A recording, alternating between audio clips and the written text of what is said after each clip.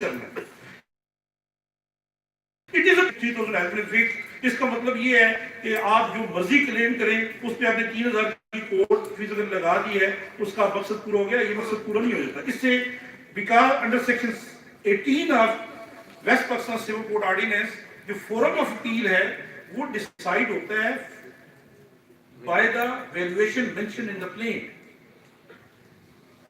ये नहीं होता कि डिग्री पास हुई कितने की ना, जो हर केस के मुख्तलिफ होते हैं। फैक्ट्स में ऊपर नीचे हो जाए तो आप आर्डर 616 कोड कर सकती है। 617 में आप खुद दरखास्त देके तो आप उसकी तरमीम कर सकते हैं। लेकिन आपको ये पता होना चाहिए कि ये जो लीगल पैराज है, अगर आपने एक दफा लिख दिया कि काज ऑफ एक्शन फलां डे को आया है तो आप अपनी चेंज नहीं कर सकते, या आपने एक दफा वैल्यूएशन मुकर्रर कर दी है तो आप उसको काम नहीं कर सकते। आपने कर दी है, ज्यादा प्रॉपर्ली दायर करें कि ऑर्डर 710 में क्लेम रिटर्न हो जाती है और फर्स्ट डे पे रिटर्न होनी चाहिए। लेकिन बाद में चले ठीक है, उसमें टाइम लगता है जब तक दूसरा क्लास नहीं करता।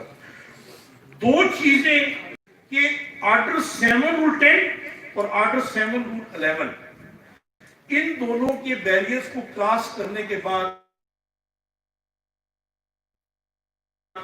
आपको पहला समन इशू होगा आपकी प्लेन पे। आपकी प्लेन इंटरटेन ही तब होगी जब दोनों बैरियर्स क्रॉस करेंगे। एक में आपकी टेरिटोरियल जुरिडिक्शन है और दूसरे में आपके वो 4 मेन है, जिसमें ये कोर्ट फीस वाला भी मामला है। इसमें देखिए उसमें 2 है, उसमें ये नहीं है कि कोर्ट फीस नहीं लगाई। When suit has not been properly valued for the purpose of court fees, ये अलग है। और when plaint is written on the insufficient stamp paper, आपने उसमें कम लगाई है, तो दोनों अलग अलग है। तो आपने प्रॉपर्ली नहीं किया। नो डाउट के कोर्ट मौका देती है, लेकिन अगर उस दिन आपके पास आपने स्टे लेना है और आप बड़े हरी में हैं तो आप तक में एक दिन पड़ गया, तो बजाय इसके कि आपको कोर्ट के कि आप उसको सही करके लाए, आप उसी दिन उसको सही करके ले जाएं ताकि आपको कोर्ट की तरफ से कोई कंफ्यूजन ना हो। दूसरा, आपको ये पता होना चाहिए कि किस केस की रेमेडी किधर है। बहुत सारे मामला में रेमेडी जो है वो अवेलेबल किसी और प्रोविजन में होती है, वो किसी और प्रोविजन में लेंगे। मतलब आपका अगर सूट खारिज हो गया है अदम पैरवी, तो 2 वजह से होता है। एक होता है कि जिसमें आपका डिफेंडेंट मौजूद नहीं, आप नया ले आएंगे। अगर आप डिफेंडेंट मौजूद है तो ऑर्डर 98 में होता है, तो 99 में एम्बार्गो है तो आपको वही बहाल कराना पड़ेगा। इस तरह आपको ये भी देखना है कि मैंने इसमें 9-13 की दरखास्त देनी है या 12-2 की देनी है। 3 इयर्स है, 12-2 की उसमें करें। दूसरा ऑर्डर 8 रूल 10 है, उसमें अगर आपका डिफेंस तक होता है तो आपको अपीलेबल तब ऑर्डर होता है जब आप उसमें जजमेंट पास हो जाती है। अगर जजमेंट पास नहीं होती तो रिवाइजेबल ऑर्डर है। तो ये आपने को चैलेंज करते हुए सबसे पहले ये देखना है कि क्या ये जो है ये चैलेंज हो सकता है under order 104 and under section 104 and order 43 of CPC. उसमें जो अपीलेबल ऑर्डर नहीं है उस पर अपील लाई नहीं करती, उसमें आपको रिवीजन लाई करनी पड़ेगी। इसलिए इंपॉर्टेंट कह रहा हूँ कि आप बहुत सारे मामला में क्योंकि रिवीजन डिस्ट्रिक्ट जज के पास है नहीं, तो उसमें फिर आपको रिट दायर करनी पड़ती है।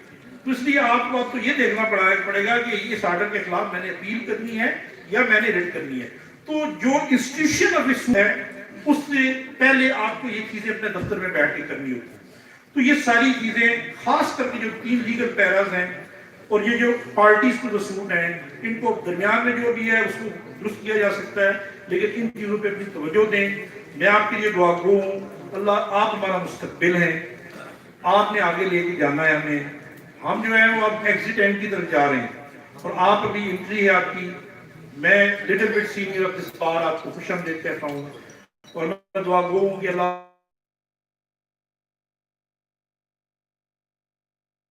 साल के पहले दिन वर्किंग डे पे इतना खूबसूरत ये प्रॉन्स अगर तेरे सब होते तो और मजा आता।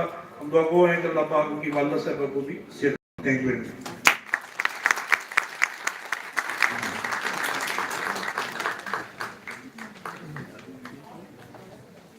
इस्लामाबाद बार एसोसिएशन इंतहाई शुक्रगुजार है वाजिद हुसैन मुगल साहब की।